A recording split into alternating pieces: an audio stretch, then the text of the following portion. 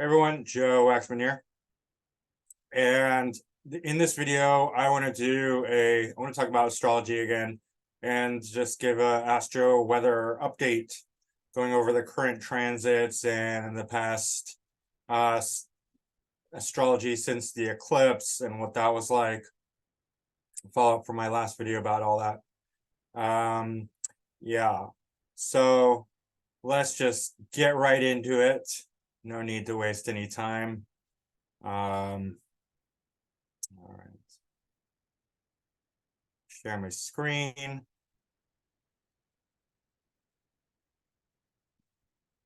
I've been super busy. That's why I haven't been making a lot of videos with work, and I have these side projects, my website. By the way, guys, go to my website, check it out, joewaxman.com.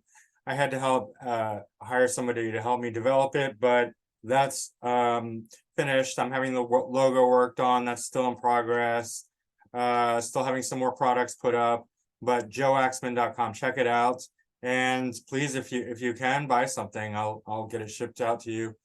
But no worries if you can't, just check it out. All right. So first thing, Sun just moved into Gemini, my natal sun sign. So I guess that's what inspired me to make this video. As we all know, Geminis love to talk and communicate, as do I. Moon's in Gemini, and Moon was recently, it was just a new moon, obviously, you could see that. It was at, I think, like 28 degrees Taurus. I'm not going to turn back the clock because I just want to keep, well, just have a brief look. It was at, the wrong way. There, we can just imagine they're conjunct. 28 degrees Taurus was new moon. And that, what that does, the significance of that is that it recalibrated the astrological effect of the eclipse. Not that the eclipse, full moon eclipse in Scorpio, the effects of that are completely over, but it's bringing in some new energy, right? So it's sort of like a new flavor is being layered on top of that, if you can, like you know, like in a music, like if you play a chord and then you play another chord, the other chord doesn't go away. It's a layering effect. In any case, you guys get it. But the good news is that that was a difficult eclipse for a lot of people, including myself. And I made a video about it, and my predictions were right. I got some really bad news. I'm not going to share the details, but it got me really depressed, and I couldn't make a video because I was like, I just didn't want to talk. And then there was a reversal of fortune. Just like I said, there would be a silver lining, and things changed, and I realized that what I had thought, or basically, yeah, just things changed. What I thought was inaccurate. I was just given some, well, there was miscommunication. Obviously, Mercury was in retrograde for a little while. It's prograde now. And things are back to normal, or even better than normal. It was a motivating, inspirational phase, because oftentimes when things get really bad, if we don't succumb to victimhood, we can use that as fuel to motivate ourselves to be better, to become better, to do more, to, you know, to grow and evolve. And ultimately, that's what it was for me. It was a stepping stone. So I'm now like at a higher plateau, if you will, because of the bad news that actually in the end result motivated me to work harder, to try better, to shape up, you know, because I don't want to ship out. I'm too young to ship out, so I'm shaping up even more. And yes, so good news there all around, overall, you know, challenging but good. And it was existential, like I said. Full moon in Scorpio has that death rebirth quality, and being at full moon eclipse is a ripening of karma. So this is a receiving of negative karma for most people, whatever houses it's in, because moon in Scorpio obviously is difficult.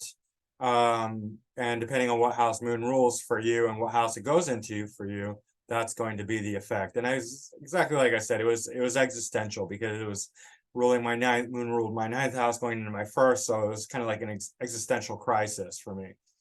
In any case, we have a new flavor, and that was Taurus, but now Gemini is the current theme of things for sun and moon. Moon obviously is going to quickly move into Cancer, and that will be nice for Venus, and whatever houses Venus is ruling for you, and just Venus in general, beauty, art, love, romance, enjoyment, that sort of thing. Mars just moved into Leo, which my natal Mars is in Leo. Mars in Cancer, obviously, we know that that was a difficult one. Mars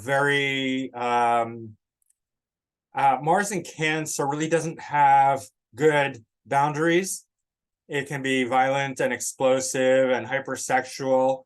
It loses dignity, obviously, because it's exalted in Capricorn, debilitated in Cancer. So there was really a, we had to be careful with Mars in Cancer, because, things could heat up very quickly. People could lose their temper, really is what I'm saying, and become heated and violent and arguments and all that. But now with Mars in Leo, we got a lot more pride. Mars in Leo is okay, right? It's not great, but it is trine its natal Aries domicile. And it's at 0 degrees now, opposite Pluto in a T-square with Jupiter and the nodes, pretty much. We got a grand fixed trine going on right now. But just specifically Mars in Leo. Mars in Leo, I'll tell you what, Mars in Leo, a lot of vanity and aggression and pride and ego. I mean, Mars in Leo will rival Sun in Leo. Yeah, obviously not as harmonious and not as confident, but because of that, there's a less of a confidence. There's an overstatement of confidence with Mars in Leo. Believe me, I know. I have this tendency to really ramp up the sort of aggression when I'm challenged. And fireworks, grab your popcorn, get a front row seat. It's a show because Leo is dramatic. Mars in Leo is a drama king. Mars in Leo is also the sign that loves to really show off its physique.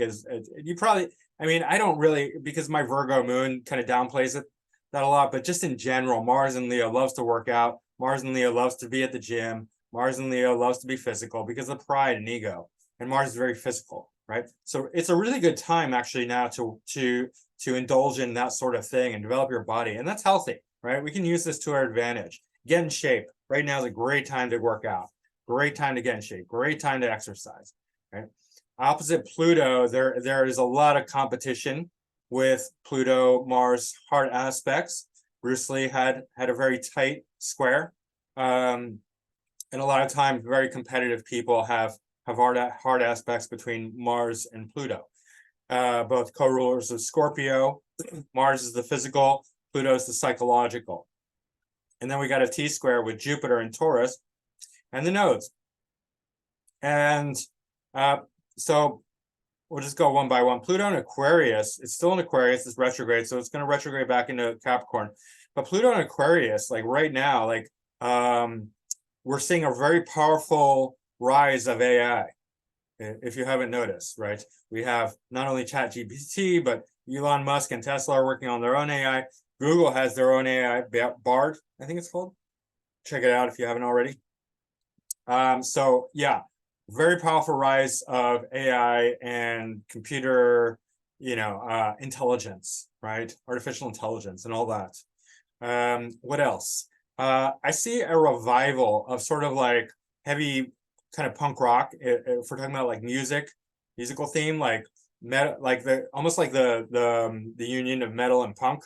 I'm thinking like something like Misfits. I mean, that's bringing me back to my early days, but because we saw this with Uranus and Scorpio, because it's a resurgence of that. So we're having a retro effect, at least musically, artistically, culturally, of the late 70s. And so there's going to have that flavor, but it's going to be different, right? It's going to have its own unique quality. Pluto and Aquarius also. I mean, I'm not going to go into many, in deep detail. And plus, it's moving back into Capricorn soon, but it is providing impetus for awareness, awakening, computers, technology, all of that, all the Aquarian things, social issues, politics. Aquarius, which a lot of people don't understand or don't mention, or I don't know why, but Aquarius is very, very political, right? It's very aware of politics, very aware of world social affairs and things like that. Also comedy. Aquarius is one of the funniest signs out there, and brilliant, right? So we're getting all these things, and Pluto just brings tons of energy to all of that, right? Good and bad, positive, negative. It's just a very powerful, deep, psychological, creative, destructive, all of that. So there's a lot of emphasis on Aquarian themes. Now with Jupiter in Taurus, Jupiter's at 1 degree in Taurus. Now I have my Jupiter in Taurus, so there's a lot of natal resonance for me right now. Jupiter in Taurus really wants to expand all the Taurian things, right? So you may notice, I don't know if you noticed or not, but there will be a lot of emphasis on gathering food, gathering resources. You might, want to, all of a sudden you might feel like, oh, like the whole idea of prepping is a really great idea. Let's buy a bunch of food and money and silver and hoard it. So that's a very Taurian thing. That's a very Jupiter and Taurus thing, right? So it's okay. Stock up on food. Now's a good time. I mean, do it wisely, invest wisely, especially because the dollar is not going to hold any value. I mean, this is just flushing the value down the toilet. It's ridiculous. So maintain your value, buy some silver, buy some gold, buy some food, buy some, guns and ammo if that's your thing. Personally, it's not my thing, but I do support it. So I'm like in the middle, right? Like I don't want a gun because I'm not going to kill it. I'm just not. That's my thing, right? I'm not drawn to it. I fully support people who do, right? So I'm there with you. I'm just not their person. In any case, do it. And then North Node is fully supporting all that, as is Mercury right now. Mercury in Taurus, also very stubborn. Jupiter in Taurus is very stubborn philosophically. Jupiter in Taurus wants to believe the same thing over and over again, and it generally tends towards very earthy, practical things, nature, food, resources, just being solid in foundational stuff, right? I have my Jupiter in Taurus, I have my South Node in Taurus, I have my Mercury in Taurus, so I definitely have a lot of Taurian. I have my descendant in Taurus, Chiron in Taurus. So yeah, I get a lot of Taurian energy personally. But yeah, there's a lot of gathering energy with North Node and Jupiter in Taurus. Now with this grand T square, it's fixed. So this is a battle of the wills, right? All the fixed signs really, it's about willpower with fixed signs because they don't want to move. They're all just stubbornly refusing to bend, and they just want to assert their perspective, their right, their position, their paradigm. And so when you have these fixed squares, especially, it's a rock meets a hard place, and it's just struggle. It's hard work. So what this effect is that when, especially natally, when people have a lot of squares, these are hard workers, right? These people work their butt off because they have to, because they've learned through great difficulty in their life that there's no other choice. Because if they don't work hard, life beats the crap out. Like I've seen people with T squares that just have ridiculously difficult situations, and they have to work their butt off to overcome it because there's no other choice, right? So now is a great time to assert your will over your life, not over others. It's better to assert it over yourself, right? Don't use it to like dominate people and control people, as a Scorpio might want to do, as any of these fixed signs can do, right, in their own way. Use it to work hard and improve yourself, right? Be more physically active, work out, get your health in order, get your savings in order, build up your life, store your food, get your bank account in order, get your body in order, get your mind in order, get your resources in order, get your spirituality in order, work hard. Now's a great time assert your willpower with this grand T square. Because if you don't, life's probably going to hand you a few, a kick in the butt. Yeah. I mean, I know that I'm making great efforts right now, but it's just naturally coming to me. It's not something that I have to work hard at it, but it's there. The energy is there for it, right? So utilize that. It's good. It's a good time to really assert your will and to, and if you need a little motivation, watch the Bruce Lee movie and watch, how hard he worked to perfect himself, because he has I know Mars was in Scorpio, and then Pluto was in Leo. Yeah, I mean, he's Pluto and Leo generation. So that's a fixed, it's similar. I mean, it's not the same, obviously, right? But definitely that hard working, like Bruce Lee was a monster. Like he was just a beast. He just, nonstop. And yeah, he paid the price. Ultimately, he died too young, burnt the candle at both ends. But I mean, for a short while, this is not your life. You don't have to be Bruce Lee for life, but for a little while, kick your own butt. Get up early, do all the stuff, work out, get active, get it healthy, get your bank account in order, get your life in order. I got like so many projects. I'm working hard physically, but I also exercise on top of that, like pretty heavily.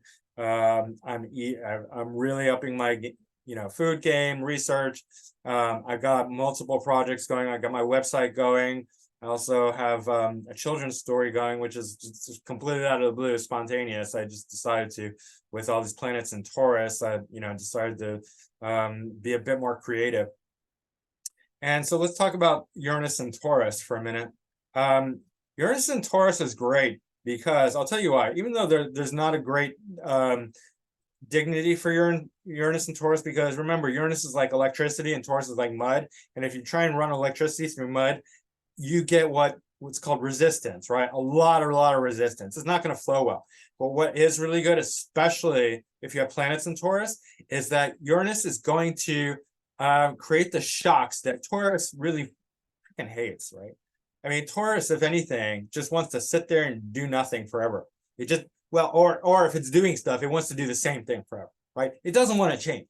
Taurus never wants to change, ever. It's just, that doesn't, change and Taurus are like oil and water, right? Like Taurus will not change. Taurus wants to just keep the same thing forever and never change a damn thing. That's Taurus, right?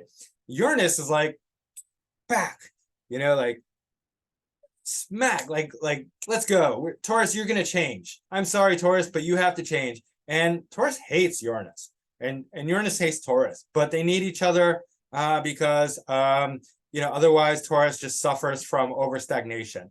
So what I'm saying is that Uranus creates necessary change in Taurus that really is wonderful. It can be shocking, can be difficult, and it can even be, for some people, my father did not even make it to Uranus over his sun. I was excited for that, but I knew things were changing. He had 25 degrees Taurus, but he also had his Mars in Taurus. He had other planets in Taurus.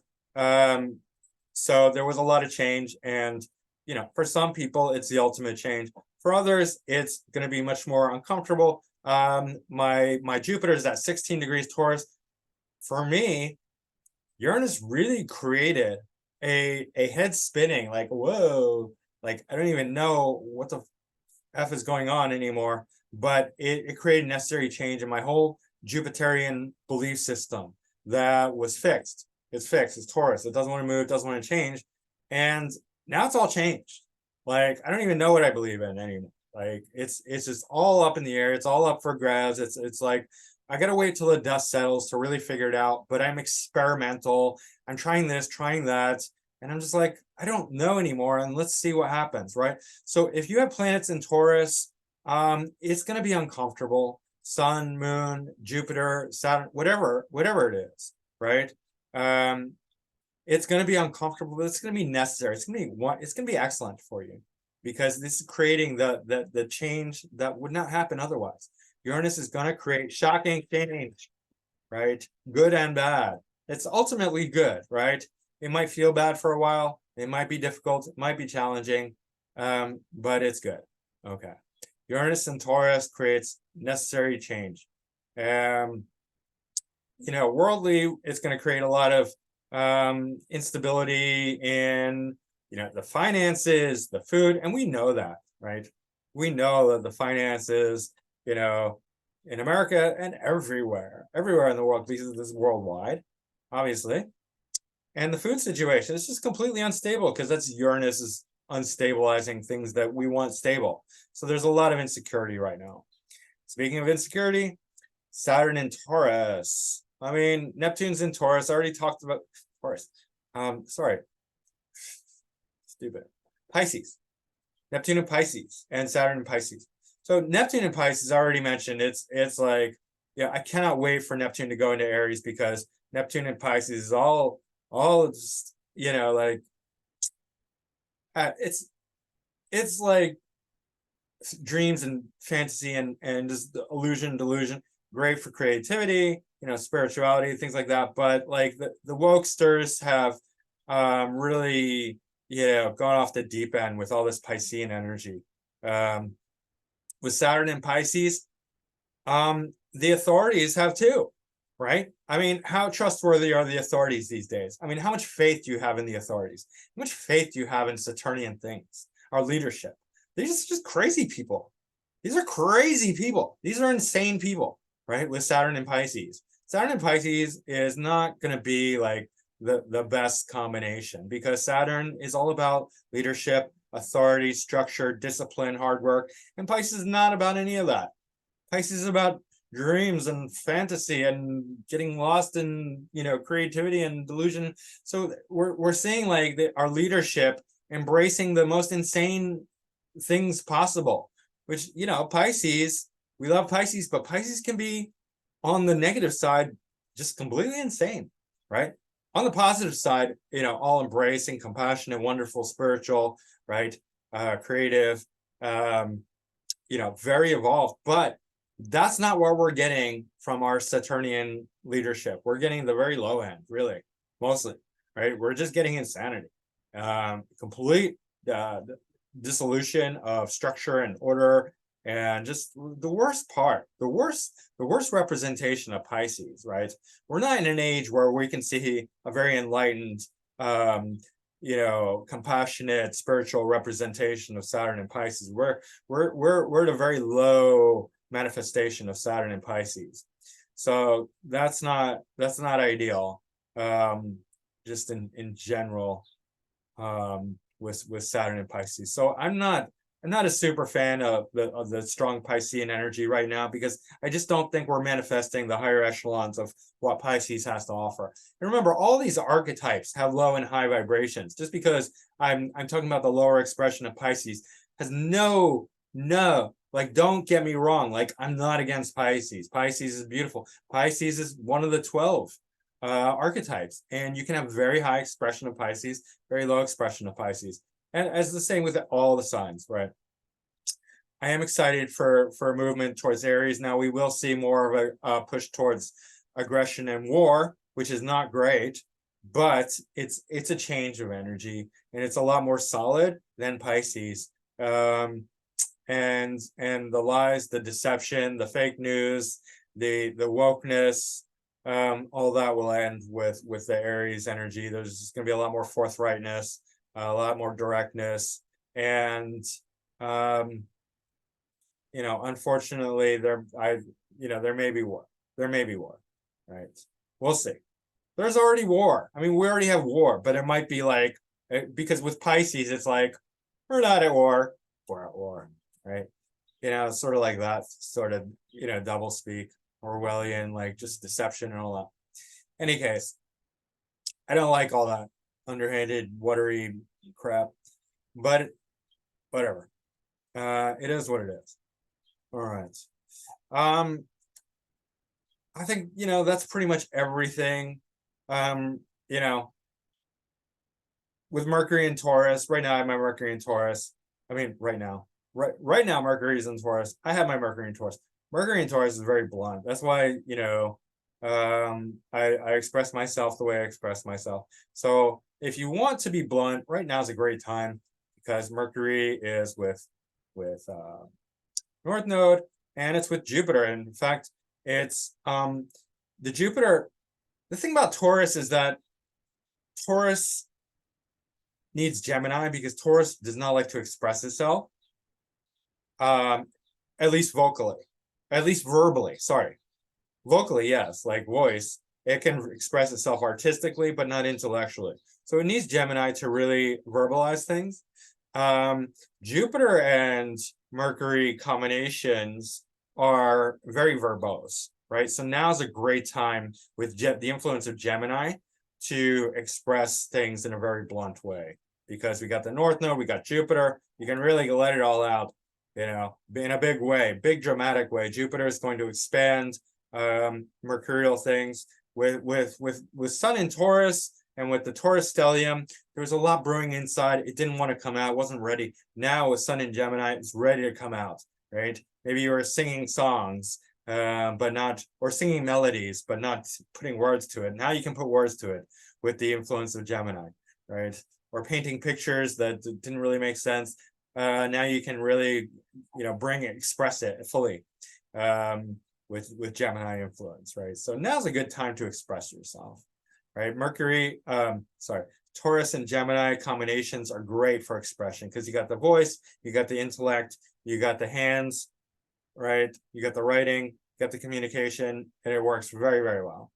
Okay, so get to work, express yourself, work hard, do all the things that I said, and that's pretty much it. I have other stuff to say, but I didn't want to combine this video with other things that were not related to astrology. And I was like, well, what kind of video should I make? Anyway, this is my astrology update.